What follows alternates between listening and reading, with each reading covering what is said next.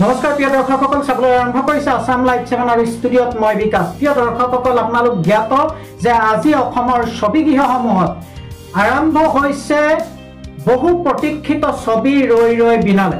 আৰু তাৰ মাজতে যোৰহাটত আজি উপস্থিত আছিল জুবিন গাৰ্গৰ ভাতৃ অৰুণ গাৰ্গ। আৰু হঠাতে ছবিখন চাই থকাৰ মাজতে অৰুণ গাৰ্গ অসুস্থ হৈ পৰে আৰু ততাতয়াকৈ তেখেতক লৈ যোৱা হৈছে যোৰহাট মেডিকেল কলেজলৈ। প্ৰিয় দৰ্শকসকল, আমি পুনৰ আপোনালোকক জনাইছোঁ যে ছবিখন শেষ হোৱাৰ পিছতে অৰুণ গাৰ্গে কান্দোনত ভাগি পৰিছিল। আসাম লাইভ 7ৰ স্ক্ৰীণত আপোনালোকে প্ৰত্যক্ষ কৰিছে যে অৰুণ গাৰ্গক ততাতয়াকৈ লৈ যোৱা হৈছে যোৰহাট মেডিকেল কলেজলৈ।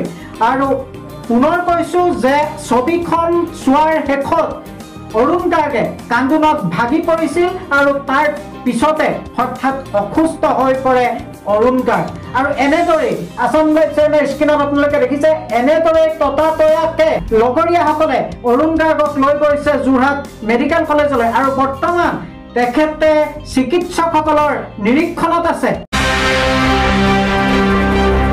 যোৰহাটত হঠাৎ অসুস্থ হৈ পৰিল অৰুণ গাৰ্গ। আমি পুনৰ কৈছোঁ, জুবিন ভাতৃ অৰুণ গাৰ্গ অসুস্থ।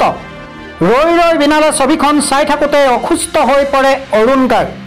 ছবি শেষ হোৱাৰ পাছতেই কান্দোনত ভাগি পৰিছিল অৰুণ গাৰ্গ আৰু হঠাতে অসুস্থ হৈ পৰে। ততাতয়াকৈ যোৰহাট চিকিৎসা মহাবিদ্যালয়ত ভৰ্তি কৰোৱা হয় অৰুণ গাৰ্গক। বৰ্তমান GMCHৰ চিকিৎসকৰ নিৰীক্ষণত আছে অৰুণ গাৰ্গ। যোৰহাটৰ পৰা পৰাণ মেধিৰ ৰিপৰ্ট, আসাম লাইভ 7।